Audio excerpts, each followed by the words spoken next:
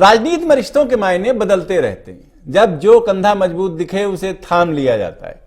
इन्हीं बदलते रिश्तों की परिभाषा में आते हैं कुछ ऐसे नेता और पार्टियां जिनका काम ही चुनाव में फायदा लेना होता है। वोट कटवा शब्द आप 2 दिन से सुन रहे हैं, खूब बोला जा रहा है।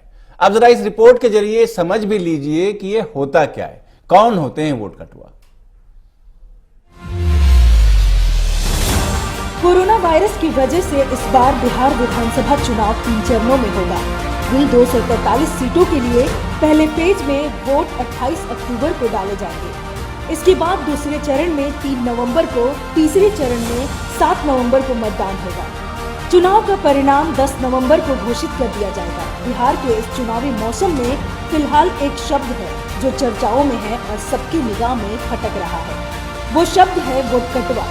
देखिए, वोट कटवा का इतिहास तब से है जब से राजनीति है। वोट कटवा का मतलब होता है किसी की बनी बनाई गेम को बिगाड़ने वाले शख्स को आप वोट कटवा कह सकते हैं। वोट कटवा को खड़ा ही इसलिए कराया जाता है किसी के वोट बैंक में सेंध लगाया जा सके। एक तरह से डमी कैंडिडेट को खड़ा करना केवल और केवल किसी के नुकसान के लिए, ना कि उसे जिताने के लिए। उन्हें बिहार में वोट कटवा और बाकी जगह डमी कहा जाता है। वोट कटवा का इतिहास पुराना है। आपको ले चलते हैं पुराने मसलों और मामलों की तरफ जिसमें वोट कटवा शब्द का जिक्र आया, और न सिर्फ आया बल्कि इसने चुनावी सरगर्मियां भी बढ़ाई। और पहले तेजस्वी ने ओवैसी को वोट कटवा करार दिया और बिहार के उप मुख्यमंत्री ने भी लोजपा को वोट कटवा बताया है। बीजेपी और लोक जनशक्ति पार्टी के बीच सीटों के बंटवारे को लेकर बातचीत टूट गई, वार्ता टूट गई, और अब ये जानबूझकर ये प्रचार कर रहे हैं कि नरेंद्र मोदी ने नहीं रोका या अमित शाह ने नहीं रोका। और जो लोग ये कहते हैं कि हम नीतीश कुमार को मुख्यमंत्री बनने नहीं देंगे, इसका मतलब है कि वो बीजेपी की सरकार बिहार में बनते हुए देखना नहीं चाहते। और जो लोग 1-2 सीट भी बिहार में मुश्किल से जीत नहीं पाएंगे, वो कह रहे हैं कि मिलकर सरकार बनाएंगे। तो इसीलिए कहीं कोई भ्रम नहीं रहना चाहिए। भारतीय जनता पार्टी, जनता दल यू और हम और वीआईपी पार्टी का गठबंधन है, मिलकर हम काम कर रहे हैं। और लोक जनशक्ति पार्टी इस समय वोट कटवा की स्थिति में बिहार के अंदर चुनाव लड़ रही है, और उनका एक ही मकसद है कि बिहार में बीजेपी की सरकार न बने। अब जब कोई किसी को वोट कटवा करार देगा तो जवाब आना तो तय है। आया भी, सो आप जवाब भी सुन लीजिए। 5 साल पहले गठबंधन के नाम पर वोट किया, सेकुलरिज्म के नाम पे वोट किया, ओवैसी को हमको बुरा बता वोट किया। अब आप बताइए तो नीतीश कुमार कैसे चलेंगे बीजेपी के साथ? जिन बिहार की जनता ने इनको वोट दिया उसको धोखा क्या इन तमाम पार्टी ने नहीं किया?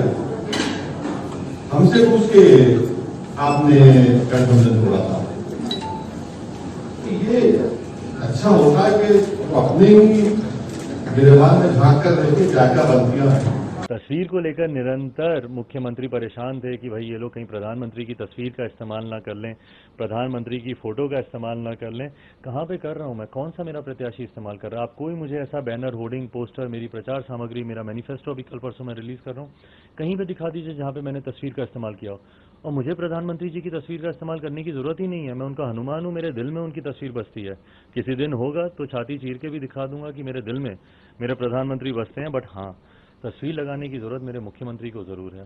वो जरूर लगाएं तस्वीर। क्यों? क्योंकि निरंतरता में मेरे मुख्यमंत्री ने हमारे प्रधानमंत्री जी का विरोध किया। ये जो नए चुनावी गठबंधन है, ज्यादातर उन नेताओं ने मिलकर बनाए हैं जिनकी एनडीए या महागठबंधन के साथ किसी तरह की डील नहीं हो पाई।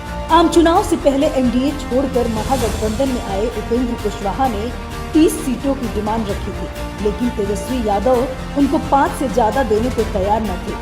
खबर है कि बीजेपी से भी बातचीत चली और वहां 8 सीटें मांग रहे थे। बीजेपी ने साफ साफ बोल दिया कि पहले से ही हाउसफुल है। बताते हैं कि उपेंद्र कुशवाहा की तरह पप्पू यादव ने भी कोशिशें कम नहीं की, लेकिन कहीं बात नहीं बन सकी। असल में उपेंद्र कुशवाहा को लगता है कि उनकी बिरादरी वाले उनको नीतीश कुमार का विकल्प मान सकते हैं, और पप्पू यादव समझते हैं कि वो तेजस्वी यादव का विकल्प बन सकते हैं। Bureau report, parliamentary business.